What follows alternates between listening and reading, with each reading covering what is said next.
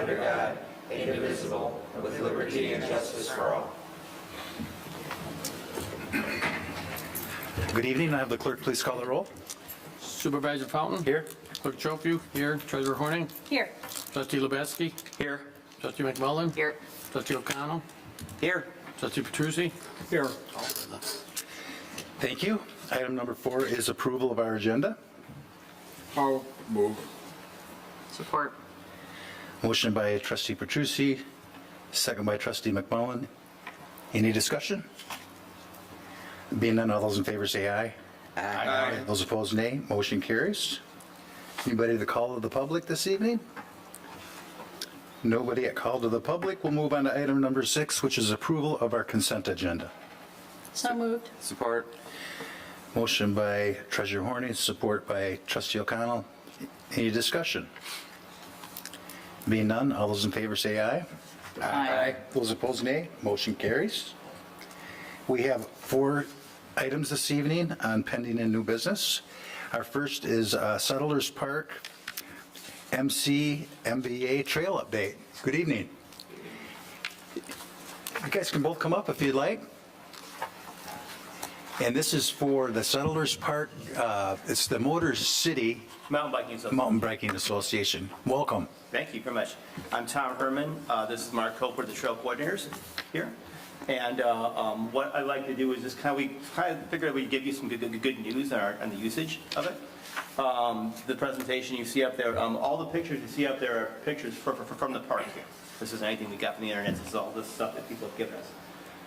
So if you want to scroll to the next slide there, there is what we are. We're an organization that we maintain 13 different trail systems in the Detroit area, over 100 miles. This is a single track. And one of the things that we're curious to know is how much our trails are getting used. All right, that's a kind of a big deal to us. We built it not just for mountain bikers, but for people who are hiking, for walking, whatever else. And so one of the things that we're doing, if you can go ahead and move on if you want there. Again, there's more pictures of the trail. One of the things that we want to know is can we quantify the usage of it? So if you want to quantify usage, you can use a trail counter, but we don't really have one of those, and those are limited to being in one place at one time. So we're using a kind of an indirect way of estimating trail usage. And so we're using what's called Strava. So I don't know if you ever heard of that or not. A lot of runners and cyclists will download Strava on their phones and keep track of their efforts. So we're going to use that to try and put a number about the number of people that utilize these trails. If you want to move on to the next slide there. Tom, can I have you pull the microphone down just a little? Oh, okay, perfect. Is that better? Yeah. My teacher voice there, sorry. So we're going to try and use it, and what we're going to do is we're going to use it as a baseline to kind of when we estimate this, they're going to be low estimates. We're going to try and we're not going to oversell anything with this. So if you move on to the next slide there. What we're going to do is Strava has something called segments. People create segments that they like to ride or they like to run, and they'll track their efforts on it. And we pick 3 segments from this park to analyze the data from. The first segment, it's on the next page there, is there's more information about Strava. There's a bunch of background you can read on your own. You all know that. So. This is the first segment that we're choosing. It's called the West Side Story segment. It's over on Loop 1. It is right adjacent to the Woodcliff North of subdivision. It's probably one of the busiest parts of our trail system. And so we decided to choose that little segment there to see how often people are cycling along there, and then use that number to extrapolate how many total users there are. The second segment that we decided to use is called Recovered Kidneys. Is the name of that segment, and it is probably the least used area of the park. So we wanted to use that area as kind of the low number. These names are people have called these things. People have named these things on Strava. Recovered Kidneys has kind of a long story behind it, but I can tell you if you want to hear it. And it runs through the Phragmites section of the trail. And then, Tom, it's a good story, you should tell. okay, it's a good story. So, well, when we first built that, it was a very, very bumpy section, what's called the Phragmites. And so people called it the kidney rattler. And we went through by hand and removed the Phragmites from the trail corridor. We've been mowing it back and keeping those at bay. And it smoothed out quite a bit, and so the people renamed it Recovery Kidneys. That's how. That's how it got its name. Okay. Mountain bikers have kind of a weird sense of humor. So, if you want to move to the next segment, this is called the Mayflower. It's the entire 6.5 mile trail system, starting and ending at Meyer. So this is counting the number of times during the year people have done that loop. In that order. It has to be in that order. So how many people use Strava on their app? So for their app to measure their cycling. That number could run from 1 in 20 to 1 in 3. So it's kind of a hard call. So we decided that we were going to use the most conservative number. So if it was 1 in 10, we'd multiply our number by 10. If it was 1 in 5, multiply the number by 5. We're going to use 1 in 3. So we're going to take our number, our hard data, and multiply it by 3 to extrapolate, because there's a lot of people that don't even know what Strava is that use our trail. And so on the West Side Story, what we did was what we have. You can go to the data if you'd like. We took that number of cyclists, 1,756 people in between April of last year and December are recorded as using that segment to cycle. We have that number, but then we multiply that by 3 for the cyclists, and then we add another 40% for the people who aren't cycling. Because there's a ton of people who walk back there, walk their dogs. There's a guy in an electric wheelchair that goes back there.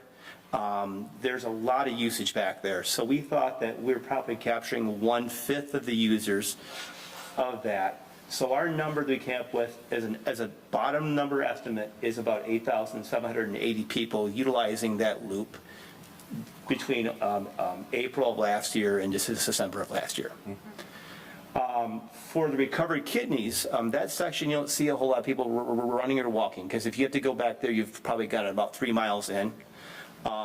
So we decided just to count the cyclists, and we're multiplying that number by 3. So that would be about 4,000 people that are, 4,000 times, I should say, somebody has cycled through there, all right? Again, these are our bottom basement estimates. They could be higher. We tried to give you the lowest number. On the very far right column, you'll see the historical numbers, which is the number of times that those Strava has recorded somebody doing that segment since that segment began. So as you can see for the West Side Story, it's about 11,000, 12,000 different times someone has used that over the 7-year period. What I included that because if you take that number and divide that by 7, you'll get about the same value as you have for the usage for the last year. So this last year's usage was not an unusually high or low number. It was right in line. Same thing with the recovered kidneys. You take that 9,400 number and divide that by 6 years, you'll get about 1,500. As for this Mayflower, I didn't know what to do with that, because if someone's coming out here, a casual cyclist isn't coming out here and going to do 6.5 miles. And a trail runner is not going to run trail 6.5 miles probably. So I didn't know what to do with that when it came to an estimate. But if you take that 3,000 number over on the end, which is the historical data, and divide that by 5 for 5 years, you'll get about 650. Well, our number is only 400, and I was wondering what happened there. Why is this year so much lower? And I realized you guys have built a beautiful parking lot over here. And that's what people are doing. When they want to ride the whole trail system, they're parking over here now. They're not parking at Meyer, which is what this is counting. They're parking over here. So that number might even be larger, but we're just not capturing it because our segment has to start and end at Meyer because of the way Strava works. So I thought that was kind of interesting. It's my only theory that I can think of why that would be true. What do you think, Mark? I guarantee that's what's happening. We're even guilty of after the ride, we'll tailgate in that parking lot. Yeah, people, yes, So exactly. it's become a hot spot. Yeah. Do you have to open the Strava app to have it record while you're using it? Yeah, so what happens is you can have the Strava app, you can have it set on private, or on friends only, or on public. This data is only from the public. We can't access the private or the friends only. Yeah. So again, I mean, do I think 1 in 3 people have it on there? No, I think it's more like 1 in 4 or 1 in 5, but we didn't want to oversell. So we're just pretending it's 1 in 3. Figured we give you the low number and let's see at least number. Some people can use a computer on their bicycle that will automatically record it, and then when they get home, they can download it to Strava. That's what I do, yeah. That's what I do. So not everyone has to start and pause their Yeah. ride each time. So I just wanted to give you those numbers. So overall, what's it mean? We're not counting the kids at the catwalk there running again and again and again, or the little settlers loop. We're not counting, there's no real way of counting that. We're not counting the Heartland Mountain Biking Club that comes out here and brings 60 kids every Tuesday night in May, or the cross-country team that runs. Or the Little Bellas Club that comes out here with the elementary school girls that ride the trails. We're not counting any of those people or your casual walkers. I would say, I'm confident that you have over 10,000 people every year who access those trails for some sort of recreation, whether it be walking, running, walking their dog, or riding. I think that's a pretty safe number to say, because we're just capturing snapshots of it. So any questions on that so far? So the next thing I just want to show you really short is this, is some heat map data. So let me explain to you what this is. Another thing you can do from Strava is you can get, as people have public traces, it will show up on a map for over a year, for about a year's period of time. And as those traces get traced over and over and over again, they get brighter and brighter. So you'll see some like purple color there, you'll see some light blue color there, you'll see some like a dim white and a bright white. The brighter the white, the more Strava activity that is going on. So as you can see, your paved trail for cyclists and the mountain bike trails have a lot of activity among Strava people. Now that could be extrapolated into regular people too, right? The next slide is people who are doing foot sports. So these are people who are running or walking. As you can see, the paved trail is most popular for people, but also Loop 1 there is pretty popular, and mountain bike trails, and also your new connector into the high school. You see it's being used by a lot of people there, which is kind of good to see. So if you move down to the next slide, this is a whole township. And you'll see that you won't see Fenton Road very well, because people aren't going to be using Fenton Road to ride their bicycles or to run. You won't see M59 very well, except for a couple gaps. You'll see a little section from where you built the little paved pathway there, and you'll see a little section that goes from Kellogg Road to Mustin Road, which is way over to the west. You'll see roads like Cullen Road and Bullard Road. A lot of people ride their bicycles on dirt roads. They love the dirt roads. And so you'll see a lot of activity. Kraus Road is a very popular road. So it's kind of the opposite of what you see for car traffic. You see a lot of traffic for that. And if you go to the next slide, this is foot traffic. This is people who are running. And you can see the park's very prominent, and then the subdivisions, and then of course again you see Cullen Road and Heartland Road and Kraus Road and a lot of places, and your pathway coming to and from San Marino there. So there's a lot of activity there for people on foot. I gave you two more snapshots there. This is the perspective from to the east. As you can see, Heartland Town, Settlers Park there in the corner, and then you'll go down and you'll see Kensington and those kind of places. Now, we don't have the numbers Kensington has, so I understand. But because we're bright white, that's a high activity area. So you'll see that Settlers is a high activity area for people using Strava. This is for all sports, by the way. I just combine all the sports together, as well as Highland Rec and Milford, Proud Lake, Island Lake, Kensington. You'll see, if you look at a Strava map, there's a little bright spot in Heartland, and well, there it is. And then finally, for Livingston County perspective, is the last slide there. You'll see the Heartland grid there, where people like to bicycle, and I'm sorry, the Howell grid there. Yeah, thank you, sorry. And where people like to bicycle or walk, and then you'll see Heartland in the corner, and then you'll see Brighton Rec and Island Lake. So again, this is on the map, so as a place. So we just wanted to share this to you guys here. We're not asking for anything. We thought it would be very, very cool for you guys to see kind of the data that we're collecting there. And if you want any more of this, I can easily access it for you. But do you have any questions, or? So when you're, how do you mine this information? What is it? People that are, is it like through if you're walking it, is it being tracked by your cell phone? Yeah. So if you had the Strava app, yep, and you have to have the Strava app on, yep. These are just people that happen to have that Strava app and do that. So we're only capturing a fraction of the people. We're not capturing your everyday walker. You're capturing someone who happens to be download that app and doesn't mind to have that app go to the information, go to Strava. So if you went into Oakland County, I'm talking about the north side of Oakland County, where they just put in quite expensive and beautiful bike path. Mm-hmm. You'd be able to go into there and see how many people are going to there, or where? Yeah, I mean, so what one of our guys in our board decided to do is he wrote a little program that mines Strava every single night and collects information. That's what we did. But yeah, you could actually go on there and you could look up, if you had a Strava account, and you could look up like how much usage that there is in that. Or you can just look at the Strava heat map is something that's right on the web if you have a Strava account. And you can have a free Strava account if you want to, and you can get this information. This is free.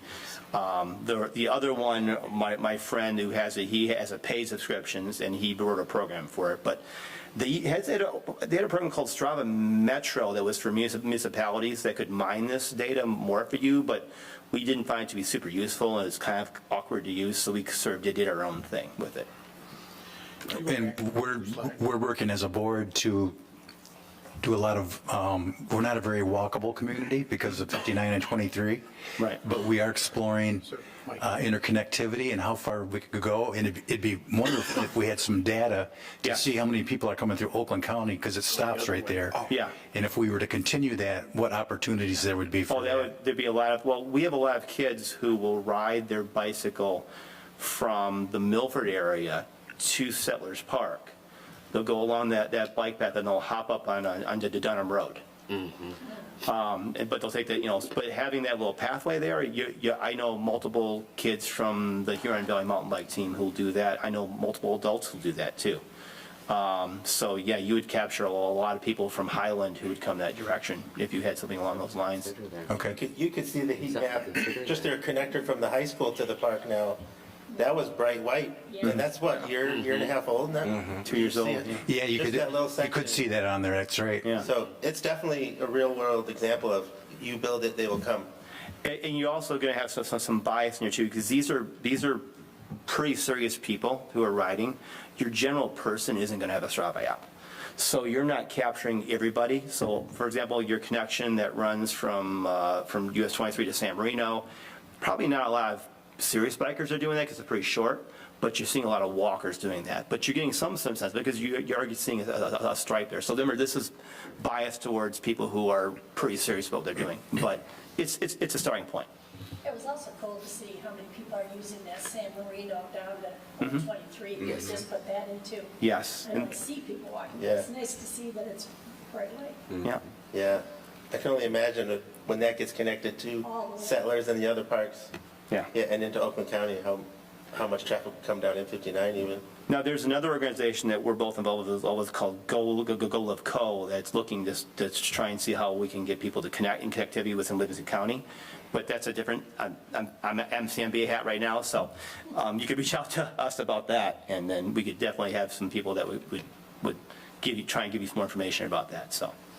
Mike would be the perfect contact for that, and he's working on some opportunities for our community right now to start that connection. So we could definitely get you in with some people that would be involved with that, so. Perfect. So we're not asking for anything. So for the next steps there, if you look at the very bottom there, we're going to continue to do, continue to maintain and try and up the fun factor on the trail. We had about 332 hours of volunteer trail work. We want to thank the township for the help that they've done with taking care of some of the trees, leaner trees that we didn't want to touch. And then there's areas that you guys have mowed for us, because summertime mowing this is about 6.5 miles of mowing, and we have a little push mower, and so it is helpful, and we thank the township for being super cool about doing that and helping us out, because it does get grown. It's a very fertile farmland there, so it gets grown pretty quick. So. That's great. That picture is an example of that. Yeah, exactly. He's surrounded by tall grass right on the center. So, do you have any questions or anything? Any board members have questions? How many deer like run out and try to take you off your bikes? I almost ran over a skunk a couple. Ooh, that would be worse. Came around a corner really tight, and he's just sitting there chilling on the trail. There's this woodchuck the size of a toddler out there. And he comes out every once in a while. Oh yeah, he owns Loop 1. Yeah, he owns Loop 1. There are so many. My friend said it's like being in a Disney movie. You come to this park and there's animals everywhere, which is awesome. This is great. So. Yeah, we have a friend who we ride with who lives up the road. He's moving to Idaho this weekend, and he's a photographer, and this is one of his favorite places. Every Sunday he'll either be here or in Kensington because it's a hot spot for birds, which is what he photographed. Yeah, there was a bald eagle for a while in the park. Wow. We were there or not, but Nice. So compared to the other places you visit and you have these trails, what are the numbers compared to like what's here in your other ones? So yeah, I keep in mind, this is what's called a local trail. It's only 6.5 miles long. Okay, it's a small area. There's no big hills. There's no river. So it's a trail where people are going to bring their families out, or they're going to do an after work ride. All right, or someone who's just a beginner rider is going to do it. If a more serious rider is going to go to some place where there's 15, 20 miles with big hills and this and that. So it's kind of hard to compare. I think among younger riders or newer riders or families, this is very popular. But it's, you go to Proud Lake, you're going to have numbers like around, Strava numbers of actually like 30,000. Okay. Yeah, so it's not even in the neighborhood of that, but that's a whole different system, so. Relative to other smaller parks, we're a very, very popular park. We're very compared to Milford, probably be similar to Milford, to Hickory Glen, which is another municipal park. Maybe not as quite as many people as Lake Shore, because it's Novi. It's much more busy down there. And then there'll be a park in Livingston County called Fillmore Park. It's going to be opening this coming year with a mountain bike trail. But I would say for our size, we're a pretty busy little trail. I think this trail is unique also because of the family-friendly aspect of it, but it has features on it. You've seen some of those photographs. There's wooden features that mom and dad will like to grab while the kids are on the more tamer parts of the trail. So the advanced riders can have fun while the toddlers on their little push bikes without pedals are also having fun. So I think that's the big attraction, is the families can come out and everybody enjoys it. Yeah. I know when my kids were growing up, I would go on rides with them and for their ride, and then I have to go do another ride for me. But here, I think everybody gets it all at the same time. Yeah. So, so that's we have it. We have a couple little more things in mind. We'll talk to the township about, but nothing very big or anything. So. Very good. All right. Well, thank you very much. That's great. Thank you so much. Thanks, guys. Thank you. They'll probably be opening here in a couple of weeks. Well, it's already been open, there's a lot of people. Today? Yeah, probably today. Yeah, freeze thaw is, we like to police the freeze thaw season and keep people off the trail Oh. because they'll rut it. Yeah. And even hikers out there will leave footprints and then they dry and get solid. Yeah, so we've got a 2-week period that we're trying to keep people off it, but that's good. Thank you very much. Thank you. Thank you. Okay, item number 7B is Public Works Tractor Purchase Letter of Intent. Thank you, Supervisor Fountain. We had the CIP go through the board here a couple meetings ago. We talked about the possibility of a new tractor for the DPW. Once our guys have been talking to Tri-County, they have indicated to us that the tractor is probably at the earliest going to be a June or July delivery. So what we're seeking today is approval to send a signed letter of intent, which is basically just letting them know that we're very interested in this and that that's enough for them to begin production of this, which will in turn hopefully get us it by, or allow us to take delivery of it. Thanks, guys. By that June or July. We're fearful that if we push it out till April 1, that we might not be able to take delivery of that tractor until maybe winter at the estimates they're giving us right That'd be now. real helpful. So, as I stated in here, it doesn't require any money. It's simply a letter of interest, letter of intent. So, And there was a front end loader with this? Correct. And a brush hog? correct. Okay. Yeah, and a couple other implements as well. There's a, I turned it on. yeah, it's going to come with a brush hog, which they talked about will help out in the park. We formerly had to rent a machine to do that, so now we can do it at a moment's notice, stay on top of it better. Also, some pallet forks to allow the water plant to take deliveries, Yeah. and then a back blade, so we can keep up on some grading, things like that as well. Oh, wonderful. Very good. Any board members have questions? I may add to, similar to when we purchased the Gator a few years ago, we did the same kind of thing with lead times on equipment. It just makes sense to do, so. So we don't need any formal action, you're just informing us? No, just informing you that we intend to do a letter of intent to send Purchase to them, this. so, And is this in the budget? yes. Okay. Yep. Very good. If there's nothing else on this topic, we'll move on to item number 7C, municipal bond tax exempt status resolution. Susan, would this be in your wheelhouse? It would be. So I provided a whole bunch of information in there, and probably more than you wanted to read, with lots of graphs. But bottom line is, you know, the Heartland has been issuing tax exempt bonds for over 40 years back in, you know, all the way back, at least that I could find, back in the 1980s, right, when we started our sewer system. And, you know, there's, periodically this comes up as an opportunity for, you know, as Congress looks at ways to, how do we get in more tax revenue? They take a look at this and say, well, this is one way to get it. But in fact, this is actually a small bit of history. 1895 is when the Supreme Court decided that the federal government could not tax municipal bond interest for states and locals because it wasn't their revenue. And then we had the Revenue Act of 1913 that continued that Tax exempt. that tax exempt and so forth throughout the years. So this is something, the bottom line is if this goes away, is eliminated, then our residents, our sewer users, our water users, all of our residents who are, you know, pay that road millage, when we go out to bond, it's going to cost more. And the banks that issue the, you know, buy the bonds, they don't care, right? Because they then sell them on the secondary market. It impacts then mostly the smaller bond purchasers who are, of course, going to be looking for higher interest rates to be paid so that they can cover the taxes because it's no longer tax exempt.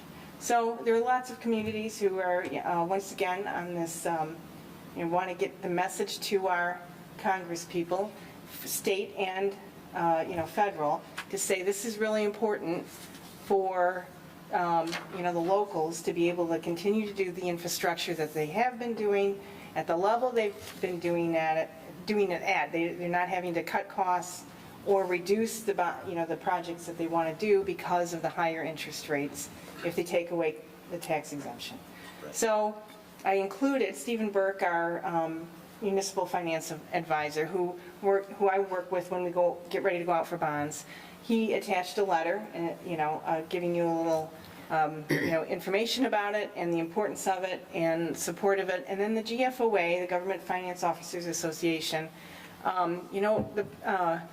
accountants sometimes don't know how to tell a good story. And so, it's sort of dry, right? But, once again, this impacts our residents, and our sewer and water users. So, any questions about does anybody have any questions? I just encourage you to go ahead and pass this motion, or, pass the resolution. So we're going to pass a resolution that you're going to send out to them? I am. I'm going to mail to our congressmen in the state level and the Are federal. other cities in the county and townships doing the same thing? I don't know about Livingston County, but I know other Michigan townships are, and Michigan, because MML and MTA and MAC, the Michigan Association of Counties, are, encouraging all their members to I think we pass should this resolution. make sure they are notified that they need to do something. My question to you, though, is, Yes. I noticed that in this, it mentions the fire department. Should we send one as well? Oh, I think that would be a great idea, because if, depending on, how you guys decide to do financing in the future, and tax exempt bonds are available to you too, within the rules for fire authorities, that would be a great idea. And then we'll advise Deerfield Township. Yeah. To do the same thing. Right, yeah. on both levels, Because there is millages, correct, so right. that would affect it. Right, and to put it even more of a point on it, is that, so our road millage, we said, is for 10 years, Yes. right? And this is how much money we think we're going to get for the 10 years. If the interest rates go up on bonds, then we'll probably have to we'll have to reduce a project. Yes. Because we won't be collecting enough money to pay the higher interest rate on those bonds. So that, I'm trying to, put it in a real example for us right now. That, the way to look at this too is, you had kind of asked, or Joe, you had kind of asked, is other communities, I think you're going to start to see this more and more. It's going to become more prevalent of passing these resolutions. I mean, at least I would hope they would. This is something that can directly reflect, or can directly impact residents as we go out and bond for, as Susan mentioned, anything, roads, infrastructure, plant improvements, anything. It's going to be, or could be, a big deal should this come to fruition. So the more support that we can get from the local communities and fire departments and whatnot, I think it's something we need to do. So spread the word. How about, are schools part of this as well? I don't know exactly. I think they are, that this is, that they are also considered, eligible for certain tax exempt bonds, but I certainly don't know that as well as I think it would do. be. Yeah. So, It just, on the Yeah. surface, it looks like it could be a tremendous amount of money. correct. If anybody that's That's a right. municipality or a school, Right. a university, I mean, the list goes on pretty deep. It does. It does. Susan, would it be fair to say, maybe just enlighten everyone a little bit on, currently when we go to bond for something, the interest rate, how it could increase? I mean, it could go to the current rates, right? I mean, it can change Yes. as far as. Well, I don't the have a increase crystal of it. ball, but right now, Right. we're, the last bond issuance we went out for, the interest rate was between 3% and 4%. We're looking at, 6 to 8%, depending on when we go out. And while, so higher interest, right, substantial interest. And one of the things that's going to happen, that Steve and Mike and I talked about, is that if they sunset this provision, which is most, I mean, they're just not going to say, okay, no more. Right. Right? They're going to sunset the provision. Everyone's going to run out and try to get bonds. Right. And the problem for us of, oh, well, let's go out and get bond money for that road project, we cannot change the schedule that the county has put us on. That's right. Right? And we cannot sit on the funds. Right. Because there, we would be earning arbitrage, meaning cash is in the bank, we're earning interest, and all of that interest, we have to pay to the IRS. Right. So we don't even get, so it's not like we can just bank bond proceeds and earn interest on it. We have to pay it out, the project costs, within every quarter a certain amount over time. We cannot sit on the funds. So there's no benefit for us to go out early and get these bonds. And if everybody's running out to get bonds, I feel like it's going to be the ARPA 2.0 Yes. of costs will increase. There, you know, it will be tough to get the projects done on time, so that's not really going to be a good solution for us either. Right. Right. Does that answer your question, Mike, or It provide does. more? Thank you. Joe, did I answer your question? Just another way of them generating more tax money is all it is. So would it behoove us to inform our county board that Yes, that we're we should doing do this that. and, Right. and at least Heartland Township Schools that, Correct, just so, I guess, just to let them know that we're, right. Yep. We'll make a big I deal don't about know it. if this kind of stuff gets on other people's radars or not. It does, and I expect it to come up this, next week at the MGFOA meeting, the Michigan Government Finance Officers Association, which is, you know, we've got, you know, municipal finance people from all over the state. This is going to be, this is a hot topic. Just not everybody knows about it. Mike met with a couple of state representatives, and they were like, how do you know about that? Well, how come you don't know about it? So this is a resolution, correct? I will entertain a motion for the resolution. I'll make a motion to approve the resolution of support for municipal bond tax exempt status.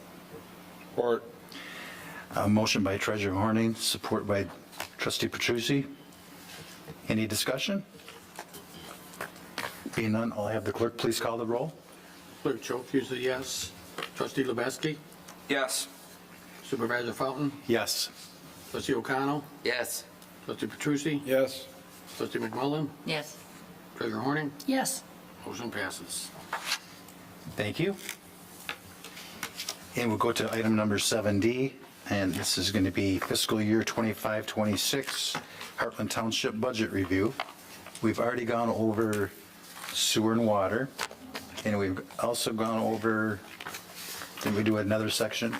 Capital improvements. Capital improvements. Yep. So this is the final leg. This is Correct. Operations. Correct. This is general fund and our SAD funds. Right. So, Just for those that are watching, this is on our website, correct. and the law states that we have to have a meeting open to the public, and I believe that's our second meeting in March, correct? When we, The first meeting meeting in in March is March? the general appropriations. okay, all right. So, and that's, we go through the, 2 weeks. but this is still a workshop, going through all the details, having discussion, any board members, and we have already reviewed a lot of these things already. Correct. Okay, so go ahead, you have the floor. Thank you, Supervisor Fountain. So, as Supervisor Fountain mentioned, yes, this is the review of the general fund budget. And the next meeting, which is the first meeting in March, will be the General Appropriations Act, which is the adoption of the budget, public hearing for it. And then the final meeting of March will be our fiscal year amendments to final budget amendments to our current budget. So obviously, we'll start here in 101 in revenues. Kind of status quo as we've seen in the past.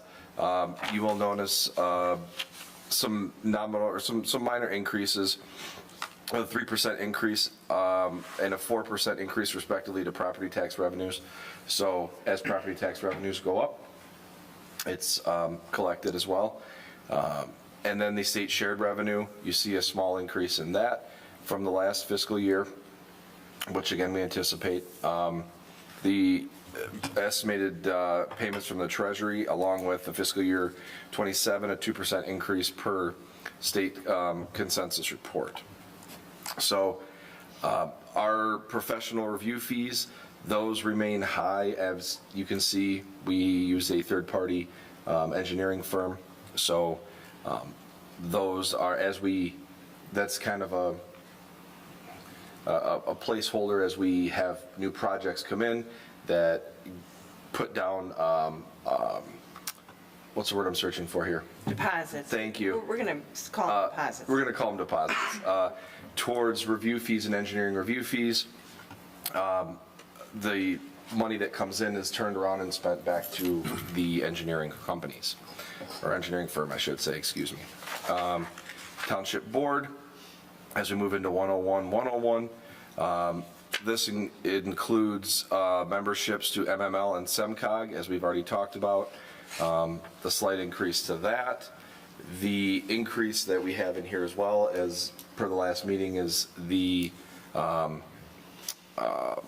board fees for the salaries for the board.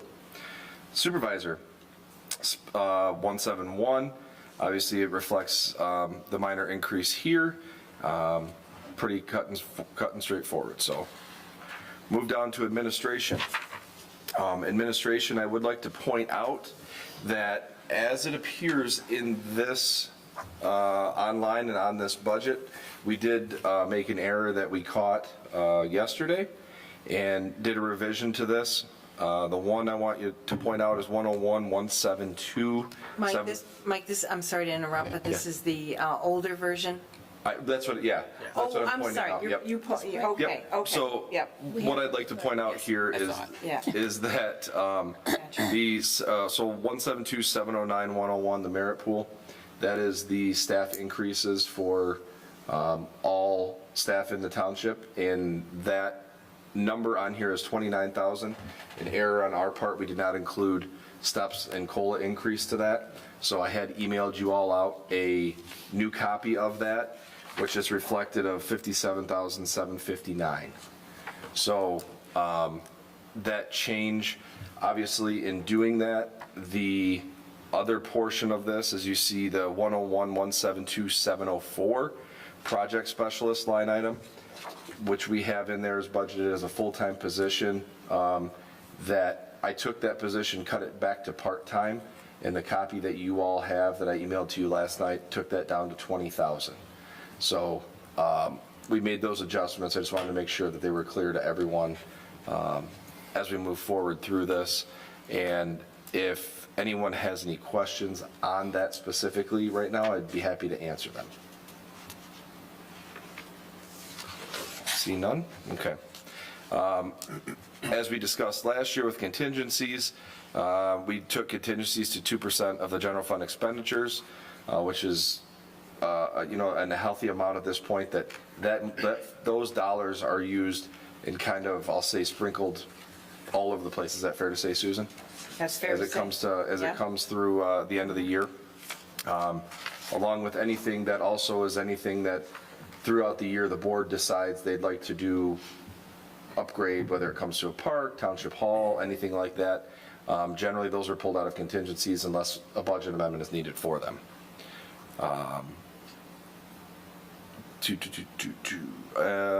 In elections, pretty straightforward.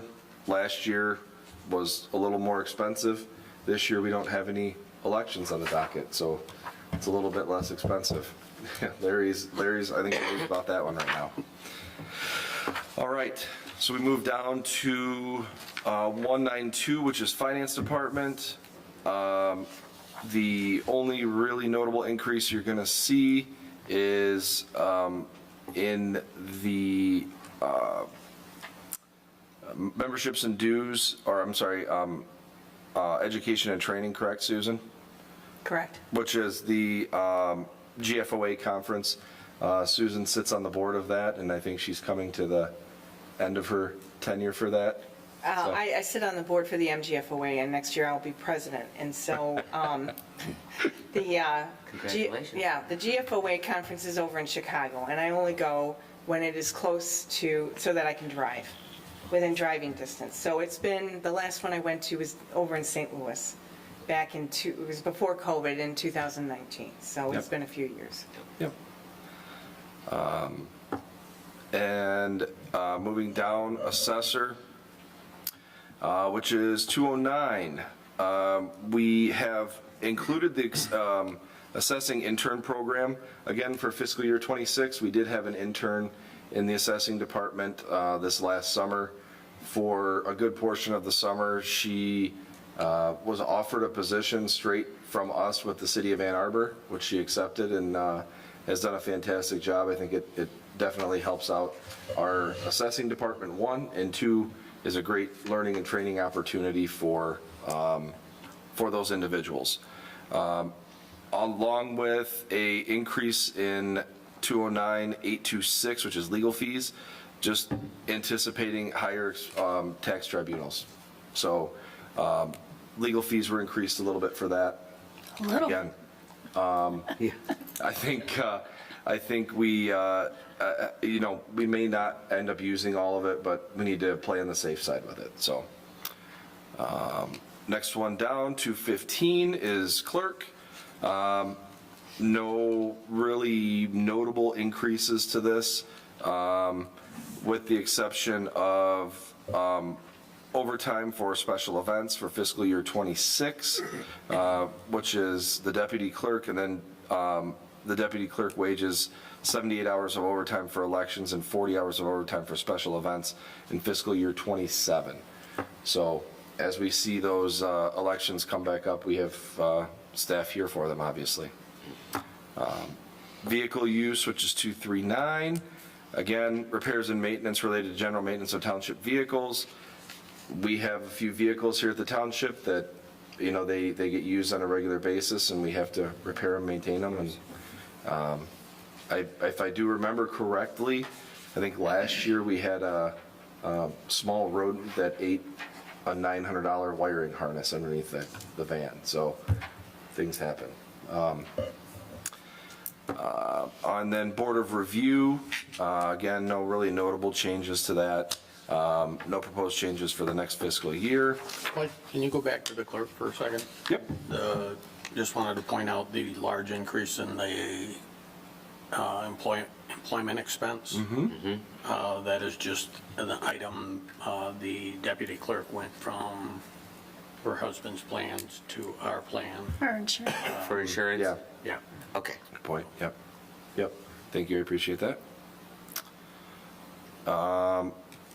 Board of Review, no notable changes moving forward this fiscal year.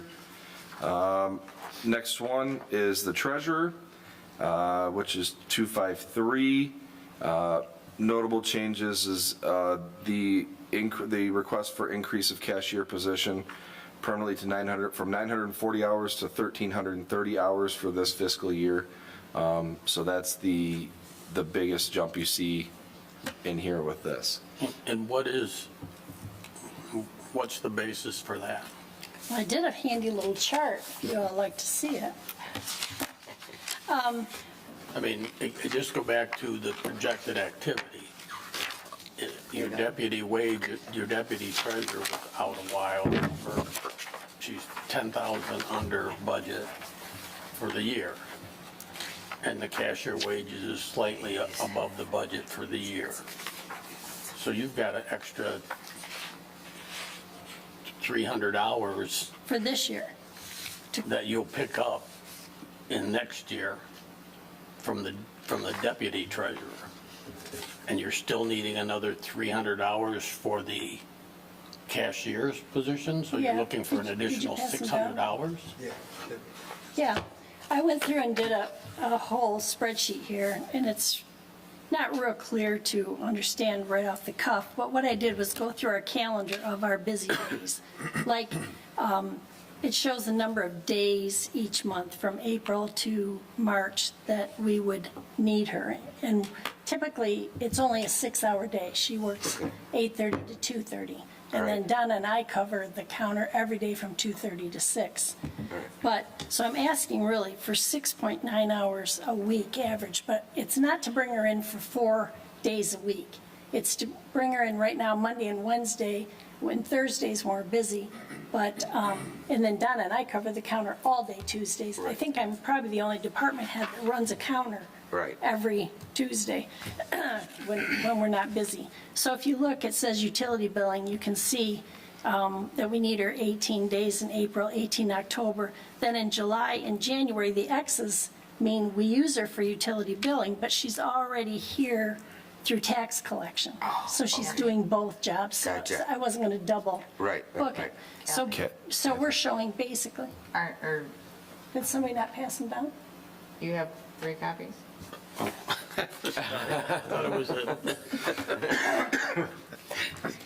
Yeah, so basically, you can see tax collection when we're the busiest, July, August, September, and then December through March, and how many days we need her, times 6 hours a day gets you my hours on the right-hand column that bring you to the 1332. And then if you look, otherwise, it's just Monday and Wednesday that we use her so that we can do our reports, meet with our bankers, do our investing, whatever, things that we need to concentrate, not run to the counter all day long. So I think it gives a pretty clear overview of how I calculated the hours to come out to 1332, which is 25.6 a week. But like I said, it's not to have her there 4 days a week. It's to have her the 6 hours a day when we normally do, but it's to let her, like these last 2 days of tax collection, she'll be here till 4:30. Right. And then we're not busy from 4 to 6. Right. We run the counter again. So that's why I'm asking for it. Not only that, Gwen, it shouldn't even be called cashier anymore. I mean, she's a treasury assistant. She can do special assessment payoffs. She does the dog report. She runs she has done a gamut of things. She's written a policy and procedure manual for the department. We're doing succession planning. When Donna was out with her knee, she learned over half of Donna's job. Right. And she's very accurate and does a tremendous job. So these are additional hours on the top, right? No, it's not additional hours. It's how I calculated up to the 1332. I'm saying, So again, I'm not following this, I just got, but again,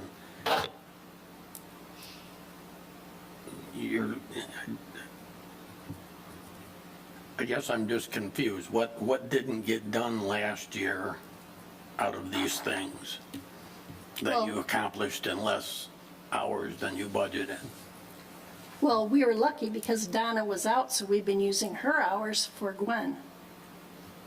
Oh, so See, you Donna didn't, was you didn't out have all to. But again- right, So we didn't you- have to ask for more hours. Gotcha. But Yeah. you factored that in your budget last year for an issue. I think it was 2 years ago, we put in 96 hours for the cashier to cover for Donna's time off, and she didn't do it that year, so we rolled it forward to last year, and we added an additional 48 hours to that last year to get to 940. And now Donna's coming back, and you're asking for another 300. I don't understand where the work is. It's If you there. got all Well, that stuff done last year at less than what you budgeted. well, like right now, we have a stack of dogs like this that we can't have time to file away. I have tried to do my delinquent personal property tax report since I've gotten back and haven't had time where I can sit, concentrate, get it done, get it out to Susan to process. There's things like that we just put off that should be done on a timely basis. People that write checks, and we write checks to them, they don't cash them. I should be following up on it more, but I can't. So they sit there and I do it a couple times a year where I should be doing it, like every month follow-up to get it done. There's lots of things that just get put aside that could be done more efficiently and should be. And the numbers on the bottom are hours that it takes to process these things? No, Like- no, I'm just showing, this is kind of, we did like 1,300 credit card payments last year. We did 330 passports. Every counter that does something with money comes to us. All land uses, sign permits, dog licenses, passports, park reservations, now the veterans bricks. We're just busy. utility payments. It all comes through my office. So let's just pick passports because I'm familiar with that. What's the 330? That's how many I thought you wrote you processed last year. The number that you processed. Yeah, these are approximate numbers. It just gives you an idea of what things that come through that aren't utility bills, taxes. I mean, it was just a flavor of some of the things we do there. I listed them. Anybody else have any questions? Yeah, it just doesn't, I mean, this is just me talking, it just doesn't make any sense to me. I just don't see where the additional, and I'm just looking at from the actual, or the projected, 69,000, 70,000 for getting everything done this year, and you're jumping to 97 next year.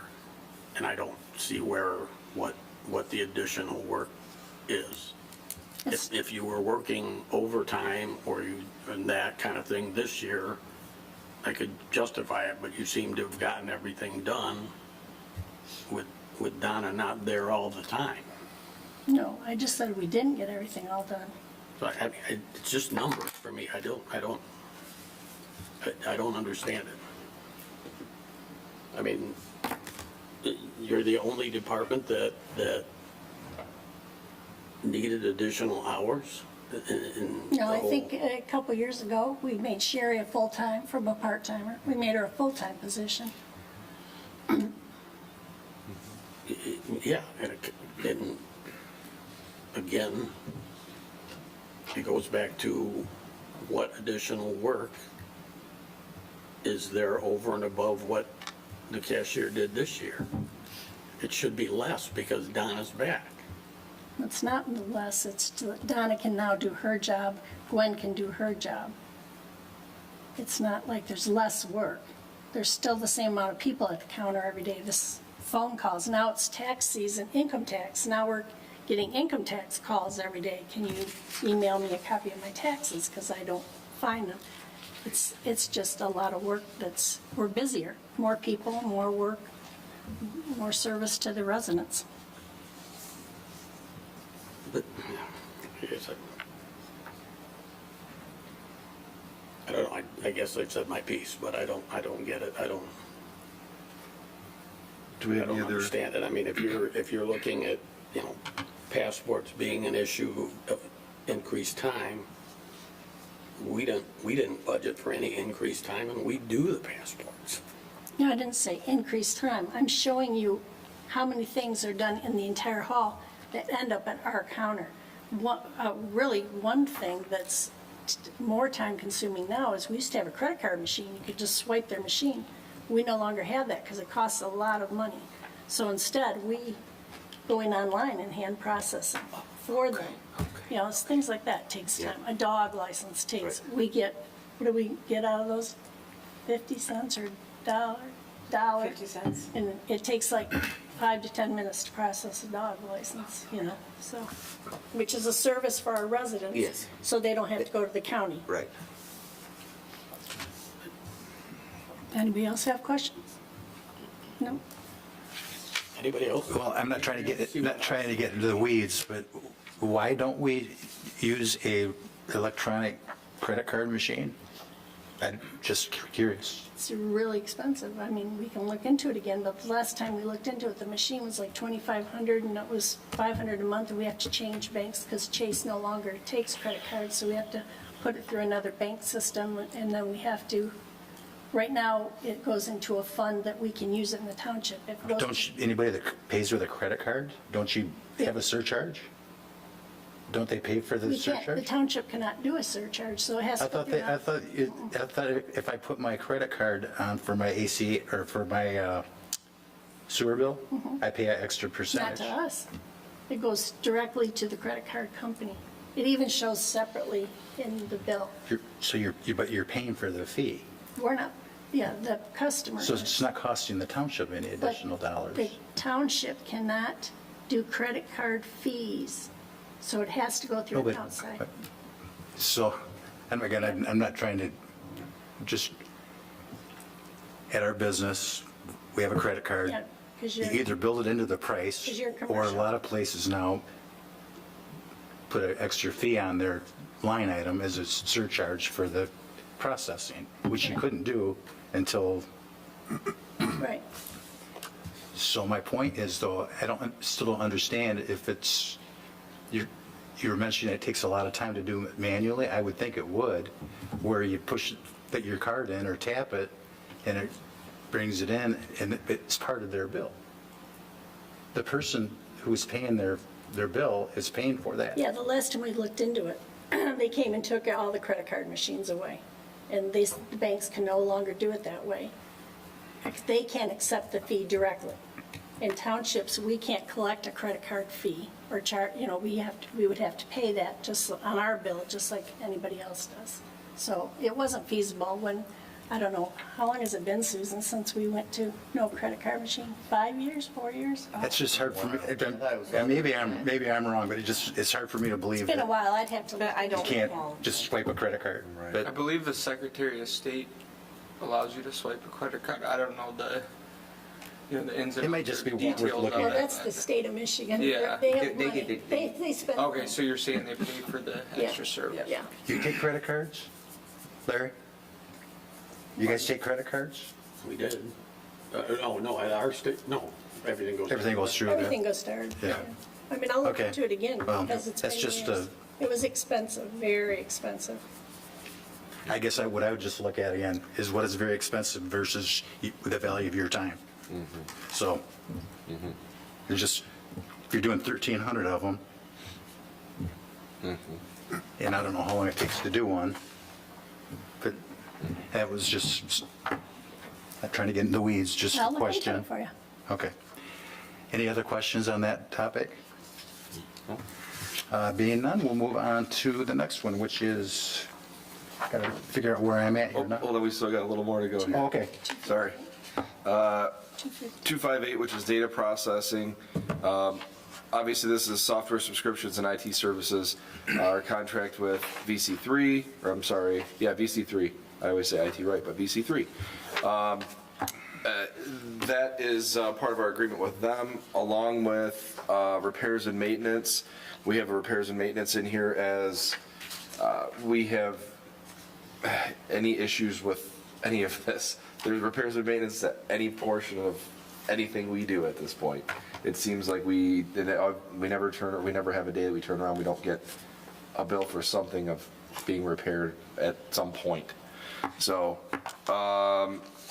Township Hall and Grounds, which is 265, repairs and maintenance increase for unexpected repairs. Again, these are just kind of trying to cover the bases when, as we have an aging building, we have aging HVAC units, which we put in our CIP every year, but as we see, there's, it can be something as ballasts go out and lights and they flicker and numerous different things. So we do have an increase in that.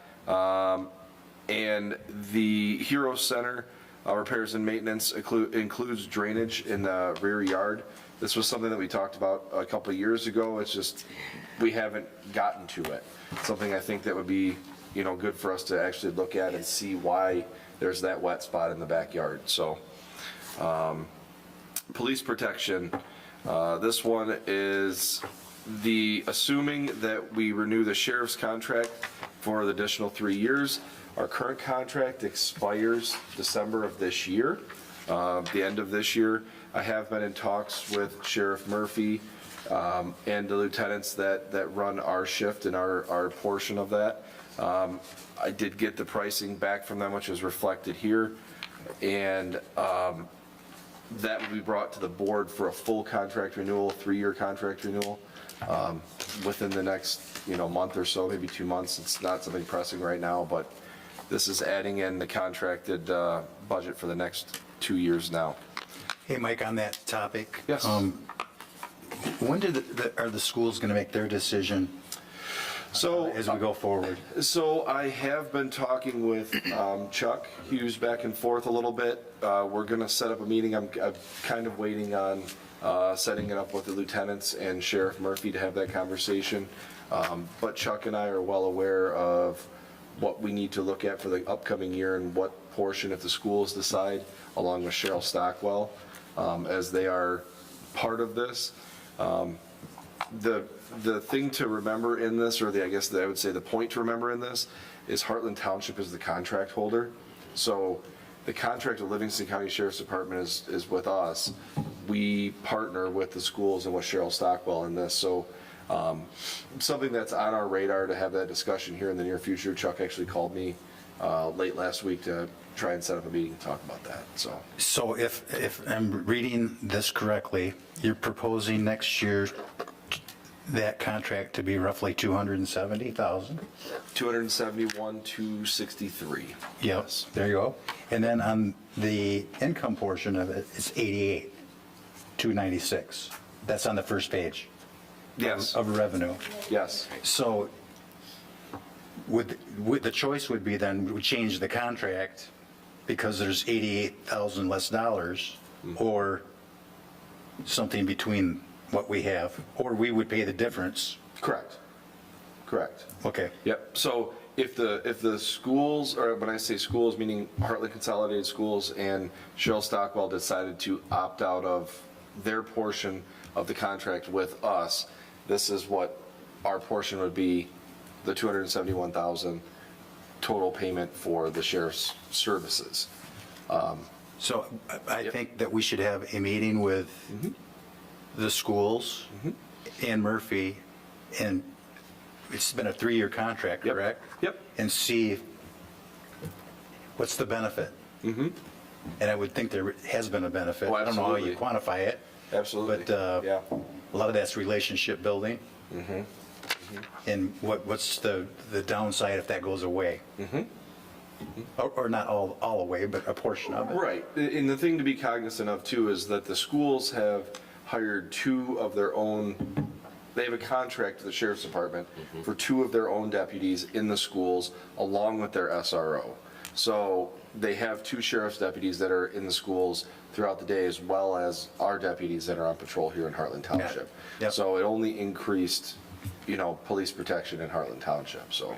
Yeah, but I agree, and that's something that Chuck and I have talked about Okay. a few times.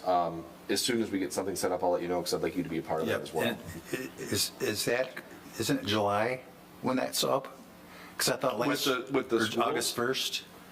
So, are you talking the sheriff's contract? The sheriff's itself? contract? December. Because we started in August, and we did it Oh, through I December see. of 2025. Okay. Yep, so we did that little bit in the beginning, and then we had the contract Okay, after yeah, that. that makes sense. Yep. Okay, thank you. The 2 sheriffs and they're in the schools, there's some schools that don't have sheriffs in them then, I would suspect. I think they rotate. I don't know exactly how they do that. They're rotating some of those officers to different schools, but I have no idea what the actual time is spent and that type of thing. But they're only in the schools. They're not on the road. That's correct. Yeah. They're physically in the buildings. Yep. I don't think they rotate. I think one's at the high school and one's over at HESSA, because I know when our grandsons went to Creekside, they had a security guy. He was not a police officer with a gun. So I don't know. I wonder Yeah. if that's one of those CSO officers or SRO, SRO. School Resource Officer. Yep. Yeah. Yep. And I know that a couple of those officers bounce between 2 schools. There isn't an officer per school, let's No, just say. yeah. I just Right. know like the cars parked at the Yeah, high school yeah, most yeah, of the Yeah, time. yes, Yeah.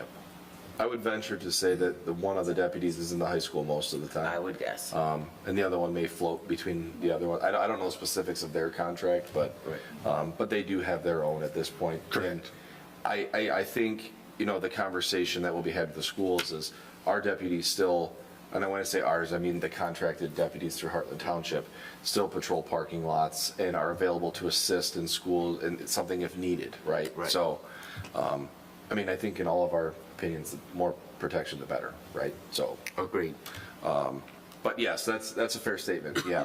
Okay. The funds you're talking about at the top of revenues is, correct me if I'm wrong here, Susan, that's the contribution from the schools That's correct. towards that amount, yes. That's At correct. 88,000. Right. Okay. So, yes, we made the assumption that they were going to continue to, Right. it's about 33% of the contract cost. So we made the assumption that they were going to Continue. doing that. So the contract is with us. We have to pay the full amount, whatever contract amount we Yep. sign off on. And well, there is some risk there that if the schools decide not to participate, we still have to cover 100% of that cost. Yep. All right. Okay, thank you. Any other questions on police protection? Okay. All right, 400, planning and zoning. Obviously, we talked about the professional reviews and expenditures are offset. That's where I was talking about the escrow amounts that are put down from developers. So that your line item you see there, it does fluctuate a little bit.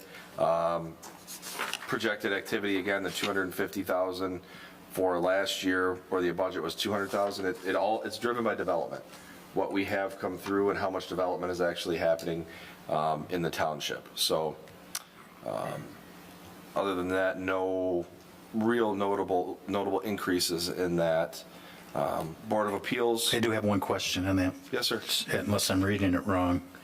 We spent 250,000 roughly this year on professional review costs. And you've got 200 on this one proposed. Right, we kind of use 200 as a placeholder for the year, and it kind of fluctuates back and forth of, whether it's a big year of development, we have a lot that comes through, or we don't. Obviously, you can see in the last couple of years that we do have, it's been higher, and that's directly offset by developer escrows.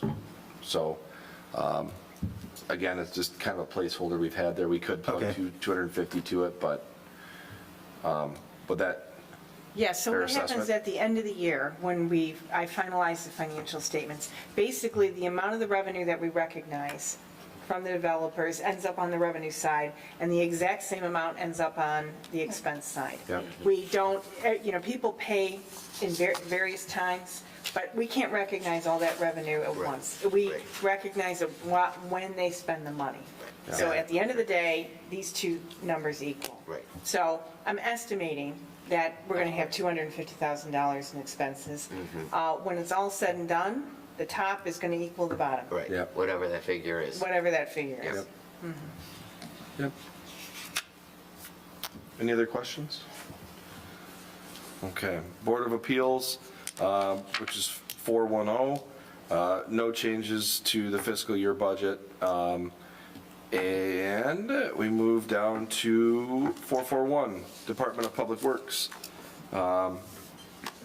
The contracted services increase slightly due to cost. Contracted services in this is historically the cost for large item cleanup day.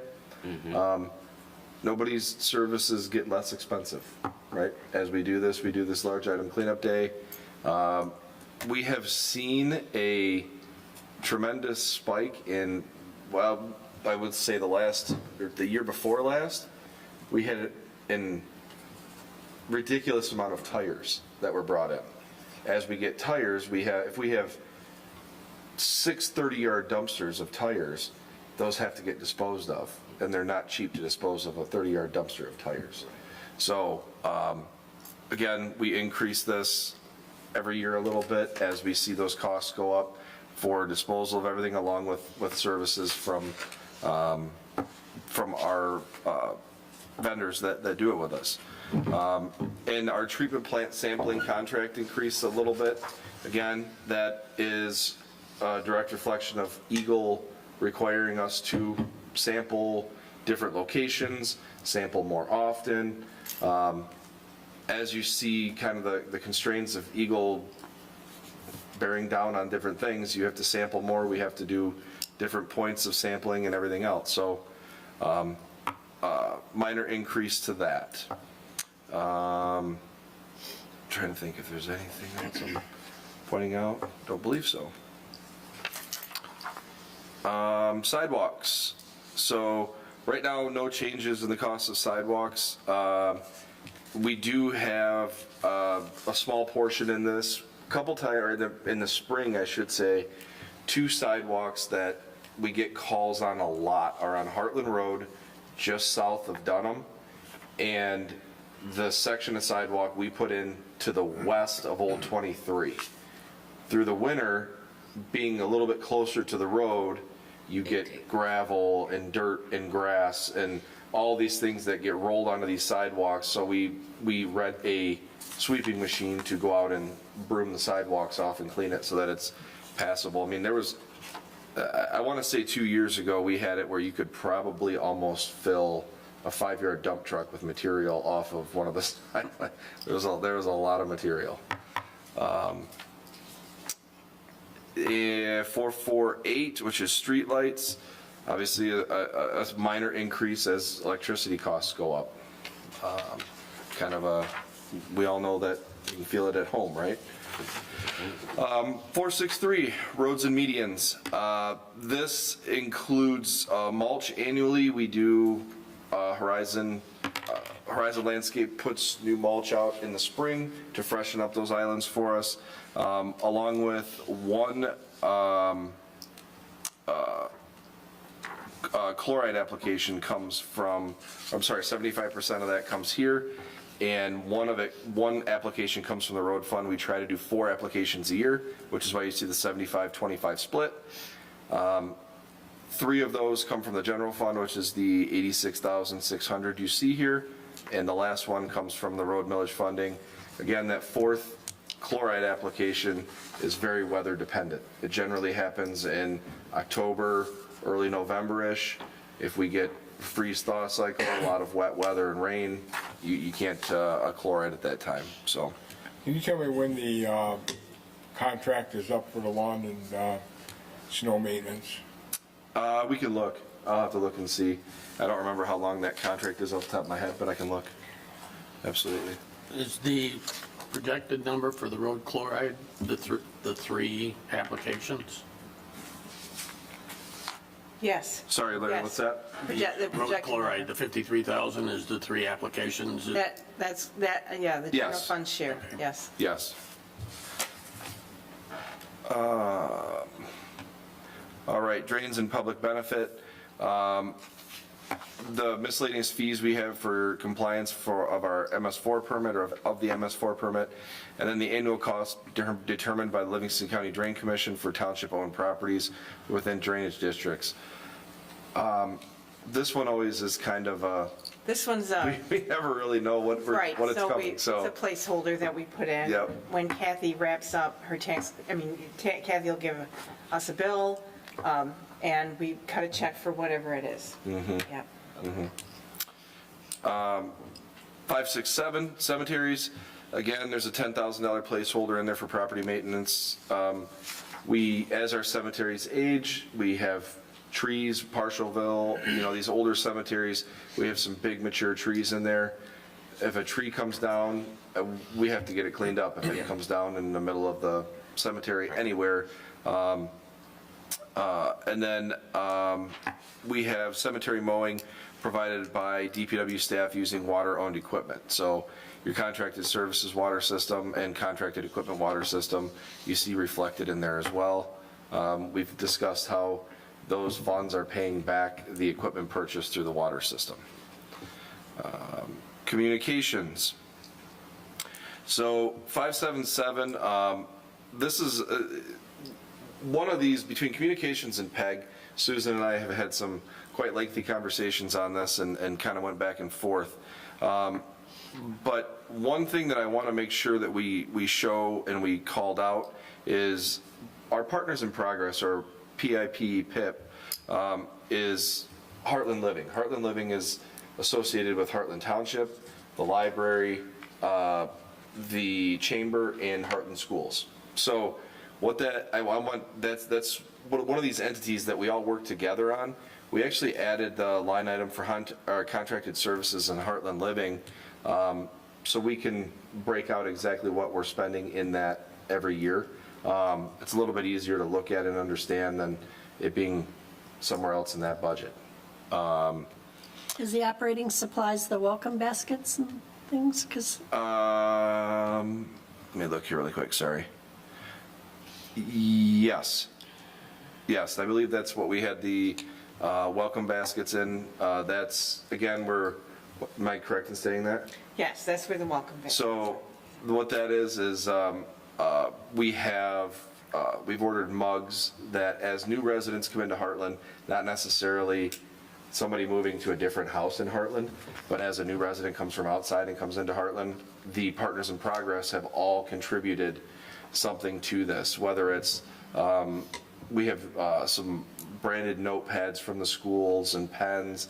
We have some, the chamber's working on some small gift cards and things from local businesses, coupons and things from local businesses, kind of saying welcome to the community. And I think, being the forefront of that as people come in and file for their new residency, getting something. This is also a Partners in Progress pamphlet, or a Heartland Living pamphlet, I should say, that has contact information. When you need to contact the township, what does it pertain to? Same thing with schools. Who are you looking to talk to? I think it just helps a new resident. It's a welcoming thing for someone moving into our township. So, the next one would be the State of the Community video is budgeted in the PEG and Cable Fund. So it's not reflected in here. That comes out of the other one, or the 577 actual fund, I'm sorry. And printing and publications, that one is the increase of mailer, or I'm sorry, what's the word I'm looking for? The Basically, newsletters. Newsletters, advertising, Yep. and advertising. Yep. But we also determined through our citizen survey that a majority of our residents receive their information from the township via our newsletter. So we looked at the possibility and how do we outreach to our community a little bit better? And one of the things we determined is doing an additional newsletter every year. So another mailer, an additional newsletter for spring, summer events, those kinds of things, kind of hitting on anything that's happening in the township throughout the beginning of the year and more so than the end of the year. So the addition of a second newsletter. The community investments, which is do you have a question? Oh, okay. 703, that's the annual contract payments to the community partners, being Haya, the Hero Center, the Senior Center, and as you see on the very bottom of that, which is 885, is the Deering Museum. The board had determined to $5,000 a year to the Deering Museum to kind of help with improvements and things like that. So that is plugged in there. Has anybody thought about Matt Germain's final request and increasing the Hero Center amount? Contribution? yeah, I asked about the And senior I was center. wondering the same thing about the senior center. So How long has it been at I think, 22,000? I think we did it 4 years ago, because it was at 20 grand. And I think when we had the new board come on, we adjusted it then. So, Do you remember that? that's what I recall. Yep. Yeah, that's about right. Yep. Yeah, about 4 years ago, we upped it to 22, 4 or 5 years ago. Yep. So it's something we can look at, and whatever nominal amount you all would determine, we can look into it and add it into the budget if it's. We would need to redo all the contracts, so. Yes. Right. Well, that's why I say, we can, if it's something that we desire to do, yes, we can do it, but our current contracts spell out these, but Right. it's a renewal of the contract with each Right. entity. When's the contract? Is it a yearly contract? No, We extended I don't It's a recall about 3-year? Hero, but it's like a 3-year. 3-year. Right. If we could find out when those contracts expire, I want to say it's next year, just off the top of my head, but I will I look think we for just sure. did them. I feel like Kim just signed it this, Well, let's find out when we Oh. sign the contract and find out when Because I feel like you we, couldn't get the check. of course, you want to have this done now so you can have it at our Maybe next it's a year meeting. ago time for No, us. I just. So it's got 2 more I know years. Matt Got 2 more. requested it, and I know that the Hero Center does. If we don't act on that item tonight, does that change our next meeting, which is when we're supposed to? No, I mean, not necessarily. It would be more, we can add it to the budget. It would just be, A budget your final amendment. approval of the budget is next meeting. So any changes between now and the next meeting is where that would fall. So I'm not the sure next- that we can get contracts done in that time, but what we can do. No, I agree. No, Is, it's get the April. contracts done, update the contracts in April and May, because none of the payments get made until around Right. July. Right. First payments usually get made around July Got and then plenty of time. January. What would So you- we've got time. So we can to- do a budget We amendment. can do a budget amendment. Yep. 24? I would, at this point, I think I would just leave it where it is, based on the other I think that we information. ought to bump it up to 24 or 25 for each one of them. The $2,000 to $3,000 each. I know it would be greatly appreciated in this economy. Did the admin Are you put any- thinking more? The senior center gets money from other townships. Are we gonna approach them on an increase? Oh, or- Kim and I go to all of them. If we get ours, we go to every other township. We go to their meetings and ask. Oh, to above they're their gonna get- portion up as well? We ask them, we say, oh, Heartland did it, because we have the most, we service I know over you do. 400 or 500 people from Heartland, where, Deerfield So if other services 50. townships are kicking in, it doesn't, our portion for the senior center doesn't need to be as high as the Hero Center. Does the admin committee meet before the next board meeting? Yes, we have a meeting tomorrow. That would give him time to check the contracts, and then the admin committee could recommend to the By board. tomorrow at 1 o'clock. Put it in there. We could do that. Yeah. We'll bring a recommendation back. Yep. Based on the information that we find. Yep. That sounds Okay, good. okay. That sounds good. All right. Just taking a quick note here. Okay. Okay, community investments, and then 772 is zoning and code enforcement. So the enforcement wages, as I have relayed to all of you, our code enforcement officer, Dan, has decided to retire. He came here to the township with looking at 2 days a week and being here for a year. And he was here, I think, 3.5. So 3.5 years for 2 days a week. His wife has just recently retired, so they're going to enjoy retirement. So all the best to Dan. That being said, we did interview a candidate for the code enforcement position last Monday. And it seemed very promising. We've extended an offer to them. We have not heard back yet as to if he's going to accept the position. But a slight increase in the salary on this, that's the biggest increase you see here.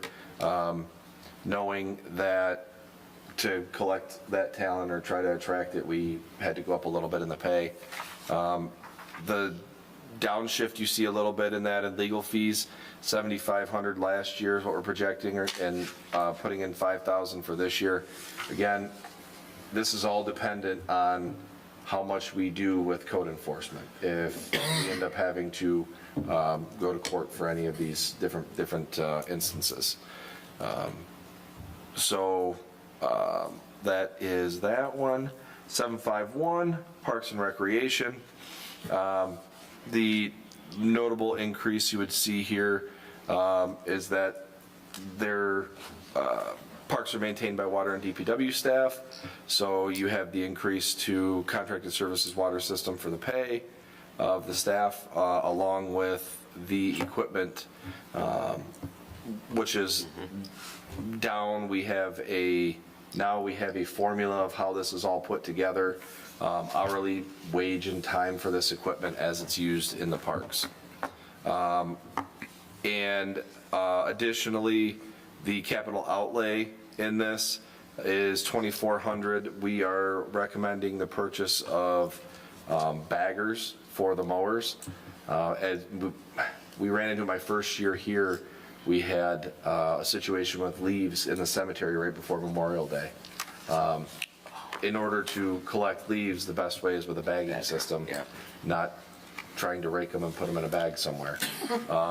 So this would be used, parks, cemeteries, all of the above. So bagging system for a couple of the mowers. I got a question. Yeah. The farmer's market? No projection? Well, that's going to be in Yep. my I'm not going to steal Kathy's report. thunder. I'm going That's to let gonna that, be I'm in going my to leave that one report, for Kathy. But I can do it right now,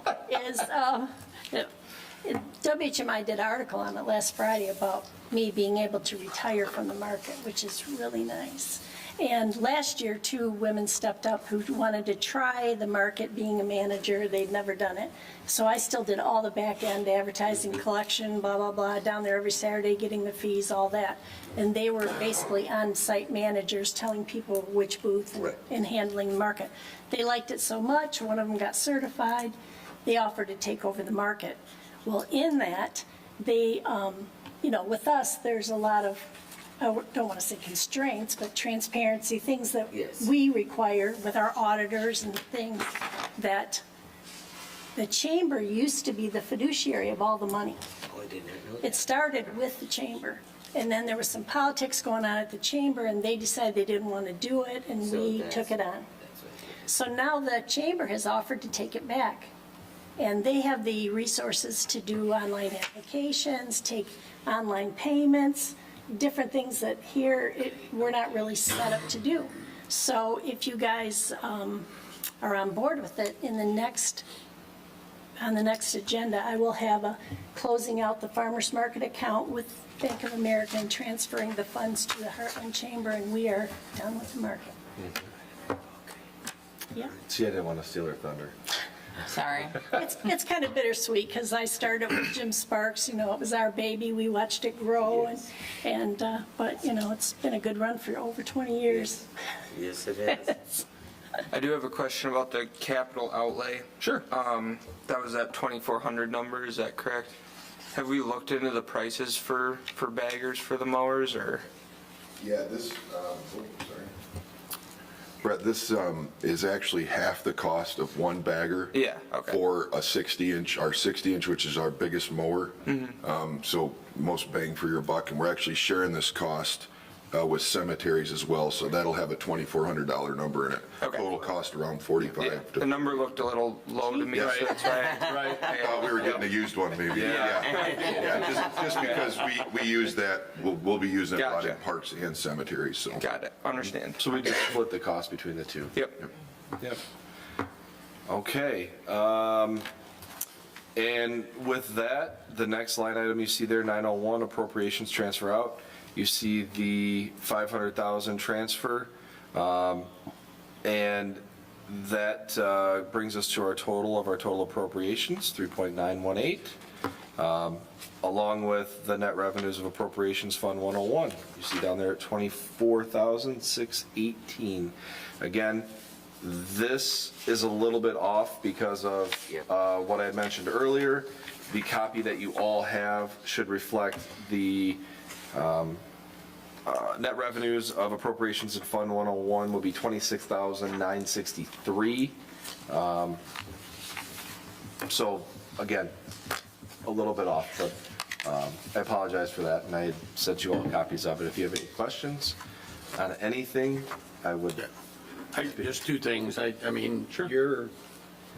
you're showing a surplus of 26,963. Yep. And it gets your fund balanced in $4,000,003. We have been talking about getting a project manager or project specialist for 2 years now. And I mean, I see the need of that. And I mean, why wouldn't we just take that 26,000 and throw it back into the 22 and budget for a project specialist?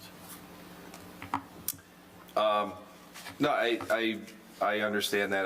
When I look at this, so as we've talked a little bit here, looking at the number just to the left of 243,203, that number started when we did this last year. Correct me if I'm wrong, Susan, that was about 19,000. That's right. somewhere in that ballpark, with savings throughout the year and certain things not doing them or going a different route throughout the year. That's where we end up at the end of this year's the appropriations of, or the revenues and appropriations of 243, 203. So I anticipate that going up a little bit, the 24,000 obviously, by the end of next year, but I wanted to make sure we didn't have that down to zero, so. Well, and can't we make a budget amendment anytime we hire somebody? Yes, Yes, absolutely. absolutely. Yeah. So, but I appreciate that. And then, lastly, I just want to go back to the cashiers just one last time. You've still got budgeted 96 hours for Donna being out in her normal salary, and you're asking for 391 more.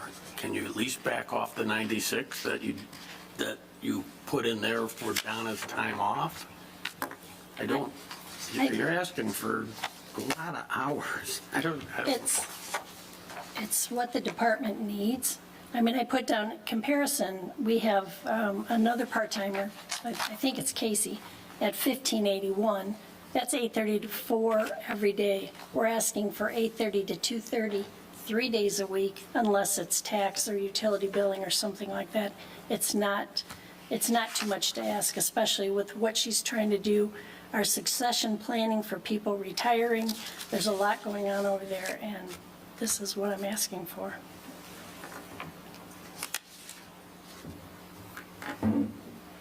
It will be You guys, used. I said my piece, I don't get it, but whatever we're gonna do. Anybody have any other comments? So Mike, I know we talked about this a long time ago at our board, that we were trying to at the end of the year, have 20% of our income go towards capital projects.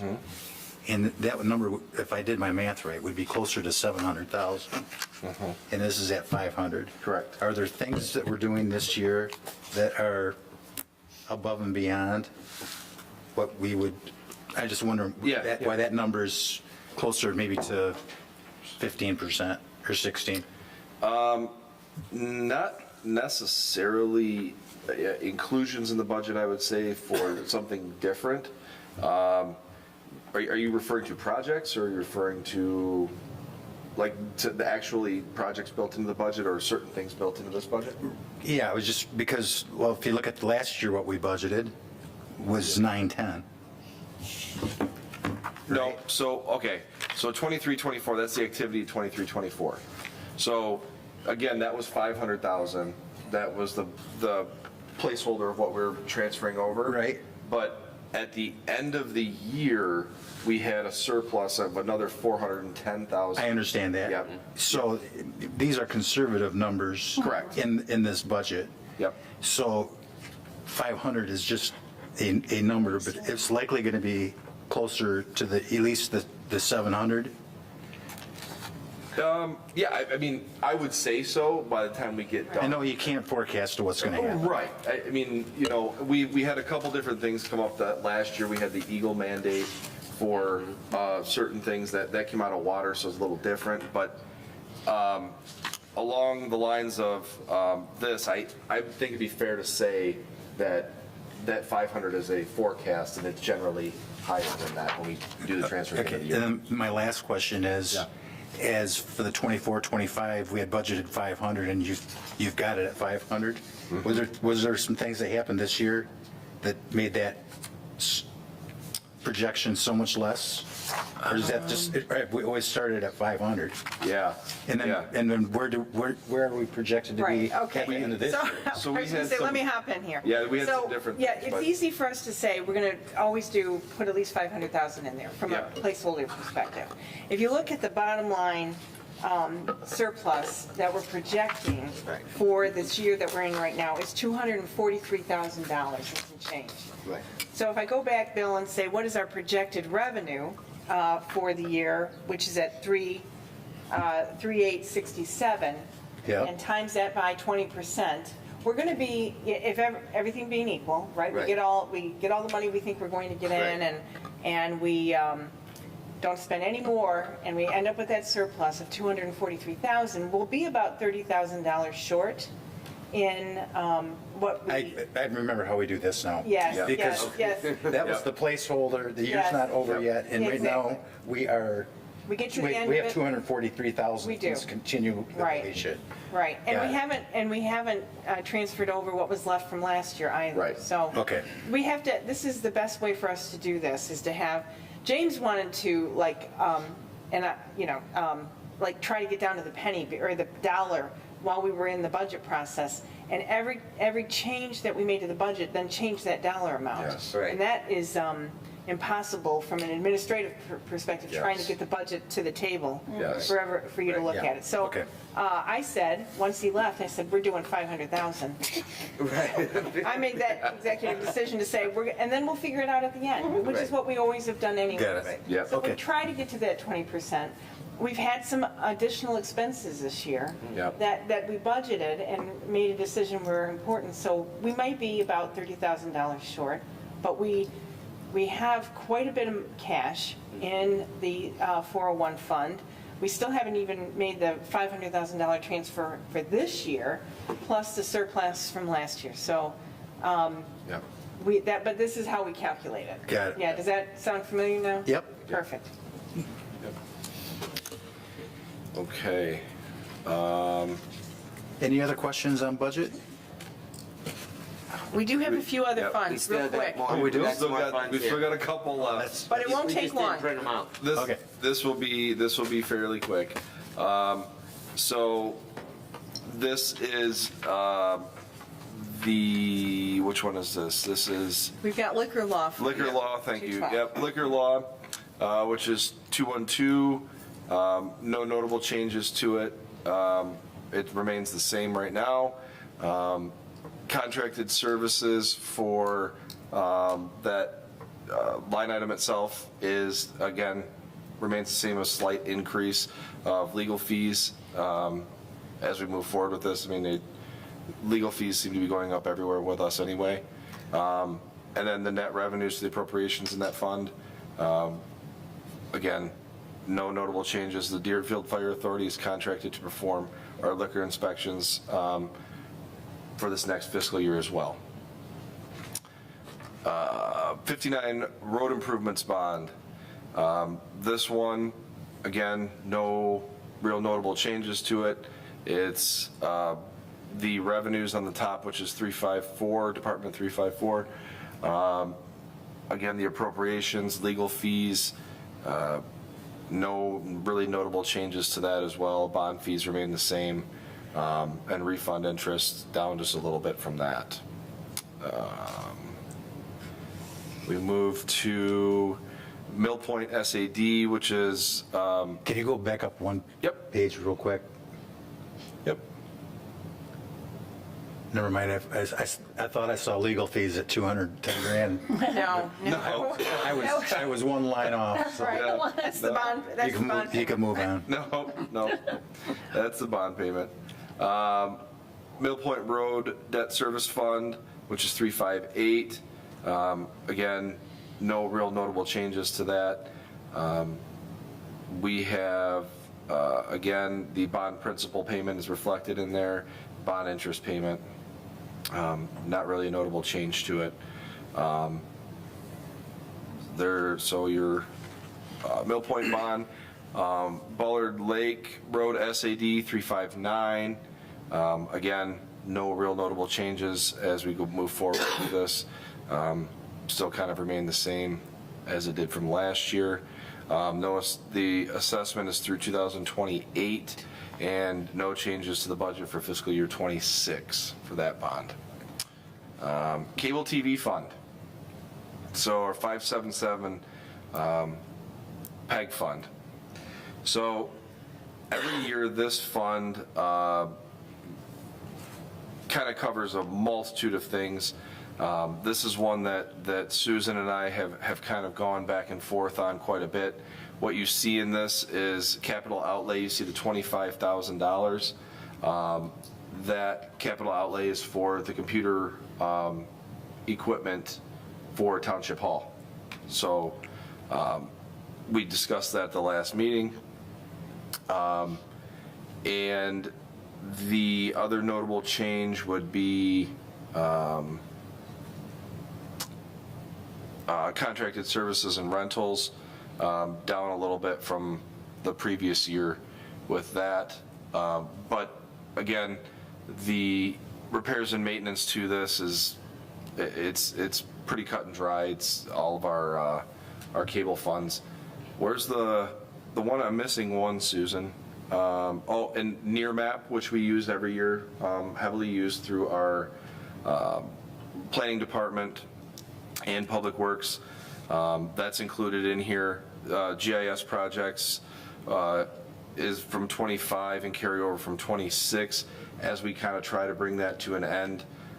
We still have funds in there. We have to maintain that. It's like a car. You have to maintain your GIS system. If you don't, it doesn't work out very well. The other notable thing in here is the Partners in Progress and Heartland Living expense was moved to 577. We pulled that from PEG fund and moved it to communications, as you know, we kind of feel that's more of a communications funded thing than through PEG. So 852 special road assessments. Heartland Woods assessment goes through 2032, and no changes for the fiscal year of budget for the fiscal year of 2026. And with that, I will answer any questions you all may have. So we talked about getting a new server for the township. Wasn't part of that maybe going to go through PEG? Yes, portions, right? We talked about communications and PEG kind of split. So one being, we have BSNA part of the server, which I mentioned was about, what is it, Susan, 15,000 to 16,000? I think so. I was thinking it was a little higher at 20,000. Yeah, it could be. For the piece of the server that services the BSNA.net version. And we actually have gotten some feedback from so the cloud Yeah. version of BSNA has been out for a while, and the more people who have gone on it, the more people who are unhappy with it. And That's so not where we want to go. I think we'll come back and recommend that we buy the server for the BSNA piece as well as all the other pieces. And yes, part of it can go to the PEG fund, depending on, like that part of the server that's used for, communicating with the public. And BSNA will probably come back as on the CIP, because Yep, that's pretty right. substantial. Yep. So we'll add that to the CIP fund, which we looked at it already, but we'll, look at it again, and that will be added in there. Because that was my question. It's like, were we going to buy a bunch of computer stuff and servers? Yeah, so a Where lot, is it? yeah, I'm not yeah. seeing it because. Yeah, a lot, like Susan said, a lot of that will come through the CIP fund as makes their sense. actual That's where it assets, right? So, and when we're talking about, I think the server replacement in total was around 45,000? Right. Yeah. So, I mean, that's a substantial It is. cost to the township to replace, but, yeah, and to echo Susan's comment as well, I've talked to a lot of different managers and a lot of different supervisors around different communities that have migrated to the cloud, and they were not pleased The with it. treasurers, we have our own So- support group just to try to get through the problem. So I joined it to listen in on what's going on. It's bad. It's a nightmare for them. It's- I'm not surprised. Not to mention the actual substantial cost increase that comes with going to the cloud-based. So, In talking to BSNA, first I said, well, how long are you going to support .NET? And first they said 2035, but other BSNA people have said, we have to do it forever because it's cost prohibitive for many smaller townships and things that they will always have to support the .NET, so we don't have to worry about no support. one more thing I would like to touch on, and I'm going to go, this is almost, and when I say comical, it's kind of between Susan and I. We've gone back and forth a couple times on this as to where we put in the app. Oh. for the life of me right now, I cannot remember You where can't we think of where plugged we it put in. it? Golly, It wasn't, it was, we go back and forth between PEG and communications. it's in, no, I think it's in cable or PEG. I think it's in PEG I'm because. fairly certain, Yeah, yes. because the residents will be able to use it. And Yes. it provides, there's a, That's the communication app that you Yeah, talked that's- about? Yes, communication. so what, I want to just take a really quick minute here, because I know it's getting late, but, so we put this, I've done some extensive research on this with surrounding communities, talking to them about this app, whether it be Heartland Township app or it be Heartland Living app. It's something that all the partners are interested in looking at. The total cost of that app, design, rollout, everything is $4,800 total. And that's $4,800 every year for hosting of that and everything else. It's a very intuitive program that our communications director can literally shift things around in the app, like how it appears, what in order. Parks can be moved down a little bit at the end of the year as they slow down in the winter and move back up in the spring. You can get a really good look at any of these by, Brighton has an app, Howell has an app. It's called like My Howell, My Brighton, something like that.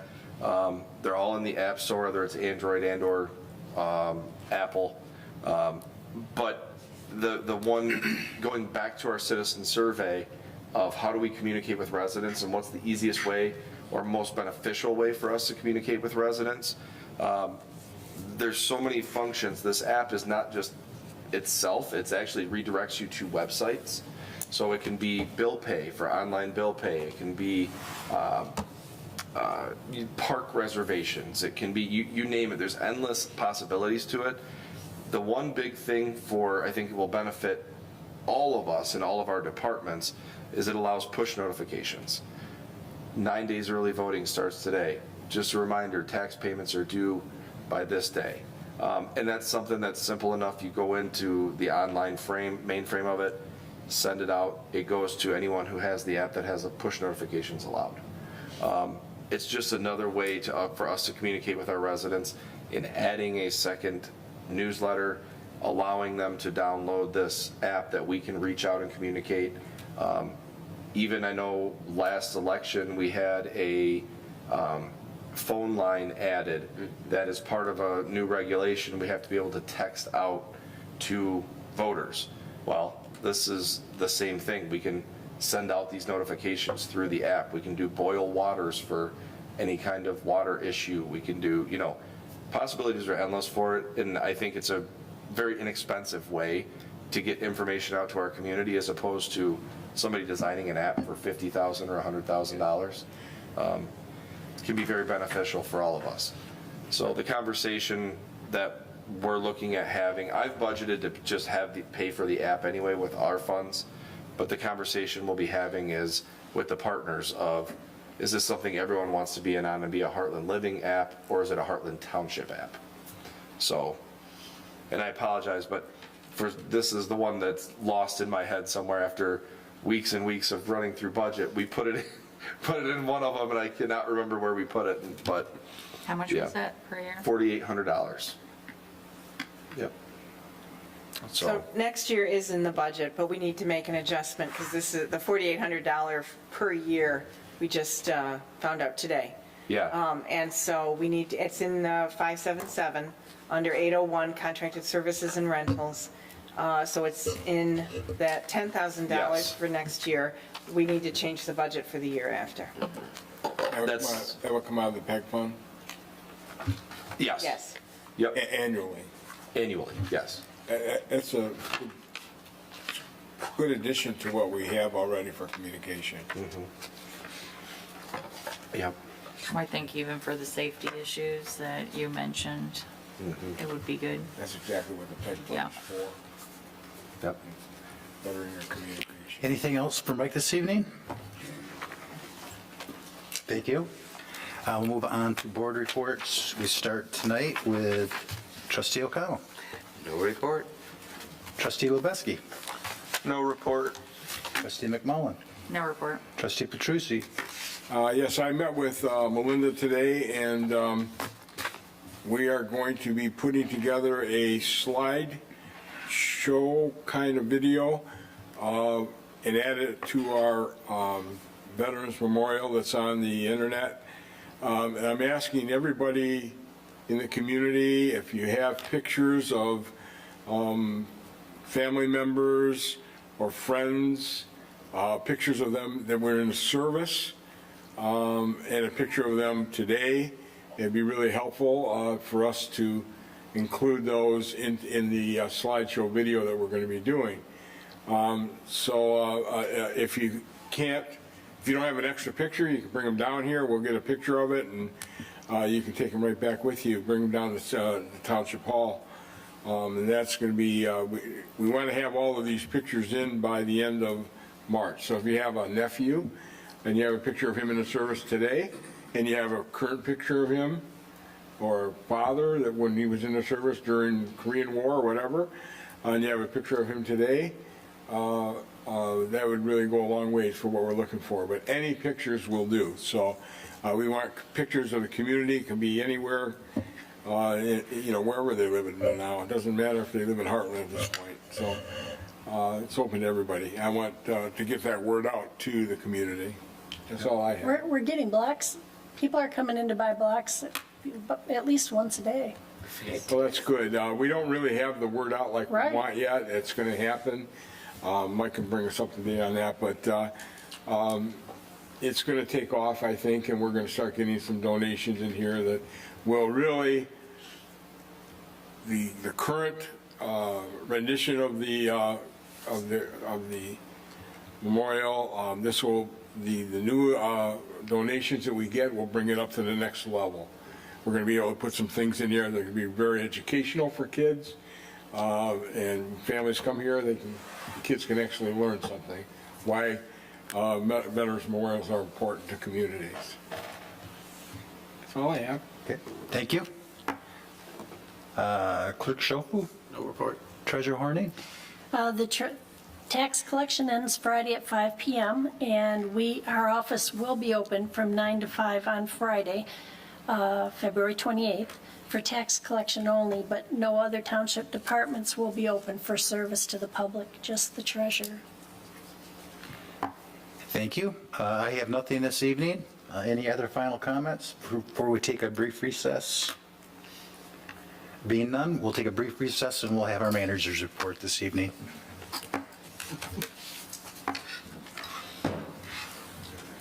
Thank you. A brief manager's report. Oh, brief. Yeah. Trust me. Thank you, Susan.